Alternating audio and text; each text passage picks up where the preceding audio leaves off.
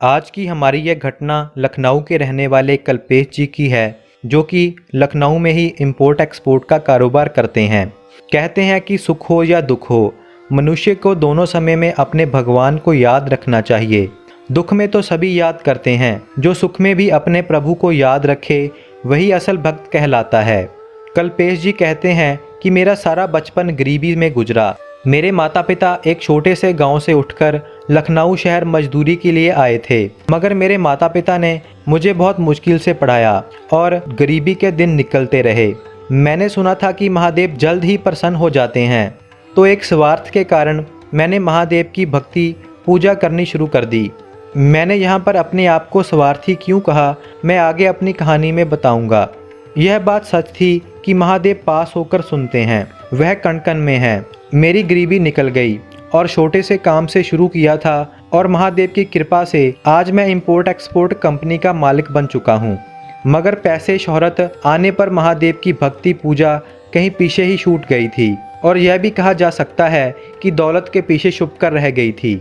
मैं पैसे के पीछे भागता रहा और महादेव दूर होते गए और मुझे इस बात का जरा सा भी आभास नहीं हुआ। इसीलिए मैंने अपने आप को स्वार्थी भक्त कहा था। एक समय आया जब मैं पूरी तरह से महादेव को भूल चुका था और दौलत के नशे में चूर हो चुका था। सच बात तो यह थी कि मुझे प्रभु की ज़रूरत कहीं दिखाई ही नहीं दे रही थी। सब कुछ पैसा ही है, ऐसे मेरे मन में विचार बन चुका था। तब एक समय आया जब महादेव ने मेरी परीक्षा ली और मुझे जीवन का असल मार्ग दिखाया। इंपोर्ट एक्सपोर्ट का कारोबार ज़ोरों पर था। मेरा कुछ माल कहीं कुछ पेपर्स की कमी के कारण फंस चुका था। बहुत कोशिश की मगर वो माल निकल नहीं पाया। कारोबार को बढ़ाने और मुनाफे वाला सारा माल फंस चुका था। बहुत कुछ किया मगर कोई बात नहीं बनी। तो एक दिन उसी सिलसिले में मेरी एक मीटिंग दूसरी पार्टी से तय हुई। मैं अपने घर से निकला और अपनी गाड़ी से सफ़र शुरू किया। काफ़ी सफ़र तय हो चुका था मगर रास्ते में ही मेरी गाड़ी ख़राब हो गई। मुझे पहले से ही बहुत देर हो चुकी थी, गाड़ी स्टार्ट नहीं हो रही थी। मैंने समय बर्बाद ना करते हुए बस से जाने का फैसला किया। तभी बस आई, मैं बस में बैठा क्योंकि मीटिंग में पहुंचना बहुत ही ज़्यादा ज़रूरी था। बस अपने रास्ते पर चलने लगी मगर अचानक से बस ने अपना रास्ता बदल लिया। मैंने पूछा तो कंडक्टर ने कहा कि आज हम शिव के दर्शन करने के बाद ही आगे बढ़ेंगे। आगे रास्ते में ही एक बड़ा शिव मंदिर था। यहाँ पर पूरे इलाके की श्रद्धा थी। मुझे अचानक से बहुत गुस्सा आ गया। मैंने कंडक्टर से कहा कि मुझे पहले ही बहुत देर हो चुकी है, यह बात गलत है, तुम लोग मेरा समय खराब कर रहे हो। कंडक्टर ने मेरी बात अनसुने करते हुए बस मंदिर के सामने जाकर रोकी। ड्राइवर और कंडक्टर अंदर गए, पूजा की और वापिस आए।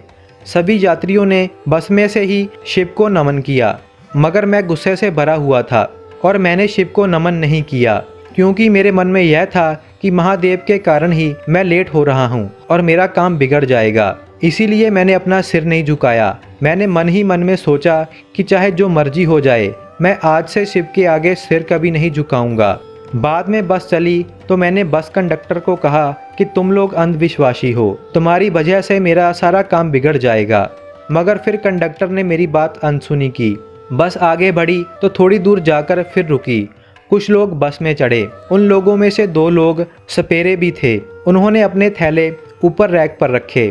तभी अचानक से बस के सामने कुछ आया तो ड्राइवर ने बहुत ज़ोर से ब्रेक लगाई।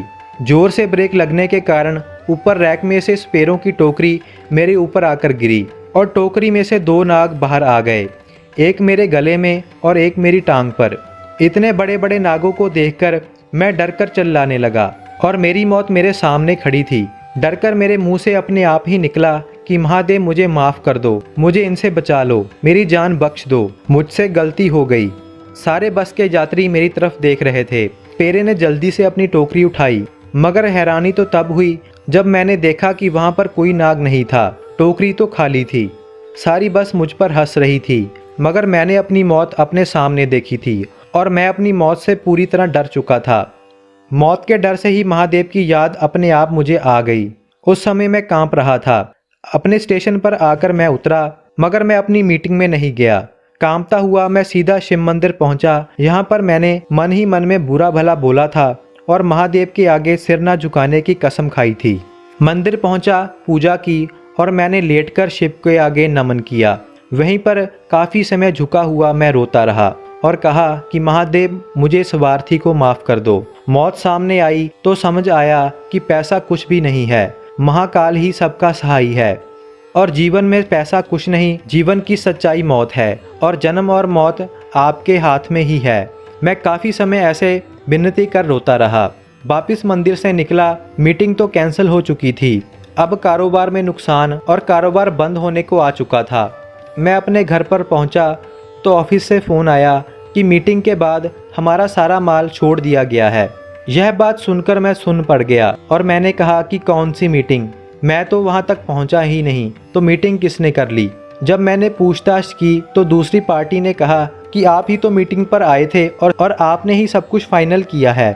दूसरी पार्टी की यह बात सुनकर मैं एक बार फिर महादेव के चरणों में गिर पड़ा और मैंने माफ़ी मांगी कि इतने समय मैं महादेव से दूर रहा, मगर मैं सब कुछ समझ चुका था। कल्पेश जी कहते हैं कि अगर हम स्वार्थी होकर महादेव को याद करते हैं और बाद में भूल जाते हैं तो भी महादेव अपने भक्तों को भूल नहीं पाते, भक्तों को सही मार्ग पर ले आते हैं, वो भी जीवन की असल सच्चाई दिखाकर। हर हर महादेव।